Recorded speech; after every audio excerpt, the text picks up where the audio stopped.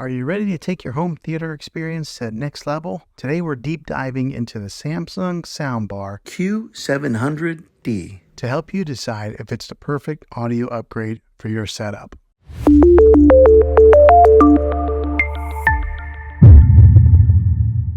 Now, the different sound types that this thing has, the different sound modes are standard, surround, Game Pro, and adaptive. Now, the differences with these models is that surround gives you that all-around widest sound stage, particularly in like a bigger section, so it gives you that nice all-around sound. The Game Pro knows when you are gaming and it will adjust accordingly. So like maybe if you're playing some Call of Duty or something like that and there's loud guns, it will adjust the volume on the gun levels. So it's got that smart technology built inside of it that automatically detects that. And then last is the adaptive, and that will adjust on the fly based on the content that you're watching. So for example, if you're watching something that's real heavy in dialogue, it will adjust the voice accordingly to the show or the movie that you're watching, or maybe like the explosions. So it has that adaptive capability in there to control those different sound levels. Really cool technology. It is a pretty solid soundbar. It's got a little bit of weight to it. I did not mount it onto the wall. I just kind of put it right here. Well, basically, because I can't mount it onto the wall. I'm on a corner section here in this room, so there was no way for me to mount it. Now, in the top corner over here, there's the indicator light. It's only on this side of the soundbar, all the way to your right. And then also on this indicator light, it lets you know what input you are running. So since I am running an optical cable to it, it says direct in. If I was running Bluetooth, it would say BT. And if you're running like through an HDMI cable, it would say that also. Okay, so now let me give you a little bit of a sound test with this to show you guys what it sounds like, and then I'll dive into more of the specifics with it.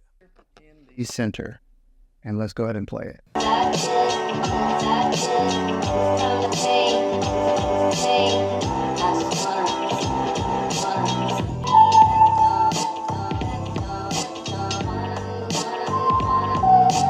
Now what I'll do is I'll take the microphone and I'll stand back as far as where I would be sitting for movie watching, and to kind of give you guys what that sound would be like if you were sitting in that type of a distance watching a movie. So let's do that test now.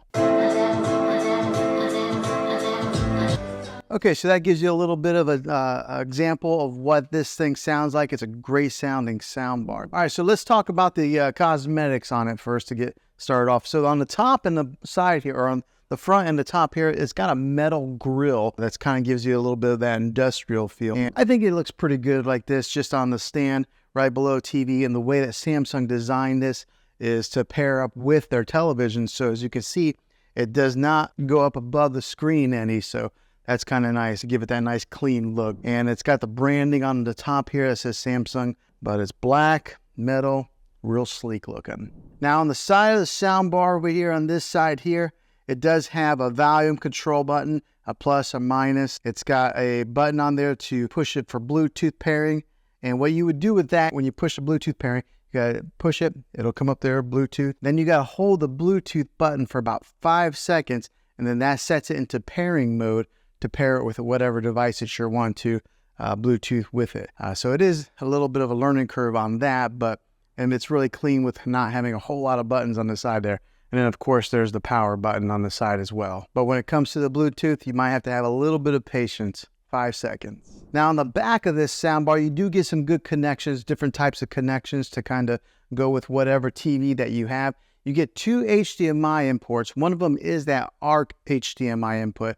You get the regular 35 or 3.5 millimeter, the old-fashioned stereo jack. You get that. And then you get the optical audio cable, which that's what I'm using here.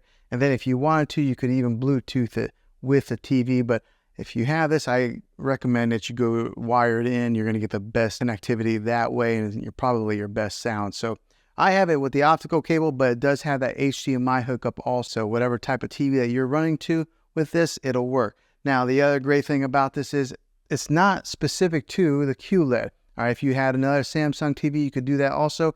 Or if you had another brand TV, Vizio, LG, or something like that, you could still use the soundbar with those models of televisions. But if you do purchase a QLED TV like I got here, I recommend that you complement it with one of these awesome sound bars. Just makes it a really cool movie experience, especially if you're spending that kind of money. Go ahead and just spend a few extra $100 and get this sound bar, and then you'll never have to go to the movie theater. You can just kind of stay home and watch your movies that way. There are speakers on the top, and then there are speakers here in the front that are booming out, and then you got the sound bar that I have sitting on the floor there. You do get a dedicated center channel, which does a fantastic job of handling the vocals when it comes to any kind of movies or anything like that.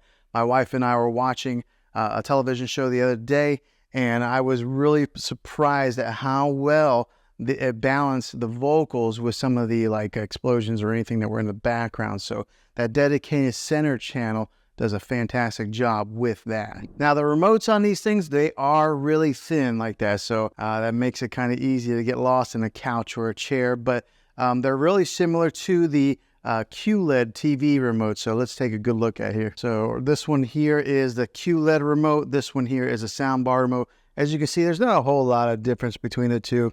They're both real thin. They're angled like that. But whenever you do hook in this soundbar, and if you are hooking it in to a Samsung TV, then you don't need the soundbar remote. You can control everything with the TV remote. Now on the remote control for the soundbar, you can turn up the subwoofer sound and the regular sound volume. So it does give you two different options on there. Now with the rest of the speakers that go around the dedicated center channel, they do a fantastic job of filling in all those mids and giving you an example of what is all around there. So giving you that surround sound feel, making this sound bar sound bigger than what it really is. Gives you that crisp sound, that big bass booming sound, and then it fills the room in really nicely. Now on the top of this sound bar, along the top right here, it's got that acoustic beam technology. Now what that is say there's like for an example, there's a car, you're watching Fast or Furious or something like that, and there's something on the screen that moves here and just kind of moves along with the screen. The beam technology will give you that sound that kind of goes right along with it, just like that, moving with the action that's on the screen.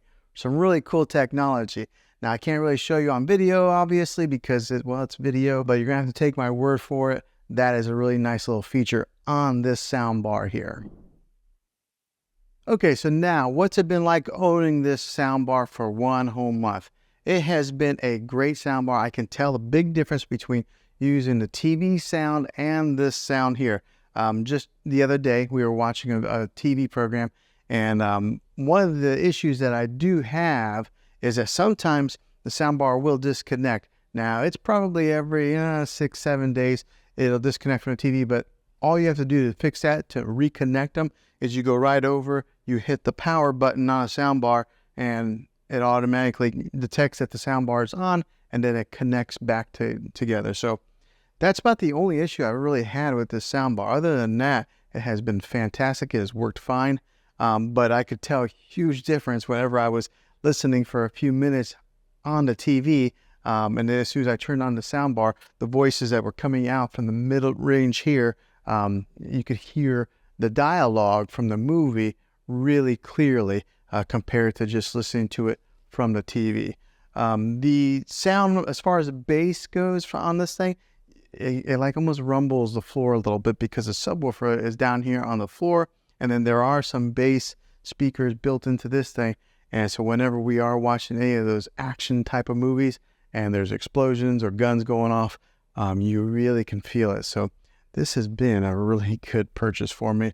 I know soundbars are usually a splurge. I mean, you can watch TV and get all the sound from the TV, but make your movie watching experience a little bit better. Buying one of these is worth the money. So after owning this thing a month, would I buy it again? Absolutely, I surely would. Because it has done a very good job at making enhancing our movie watching experience, our TV shows. And I've even had some guests come over where they've been watching TV and they can tell a difference of the quality on the speakers and the sound that comes out of these things. So 1 month later, Samsung Cardin speaker here that has been doing a really good job. So I definitely recommend it. Well, hopefully this video was helpful to you. If it was, click a thumbs up on this. Go ahead and subscribe to my channel. I make tech videos all the time, and I would love to have you back in the next one.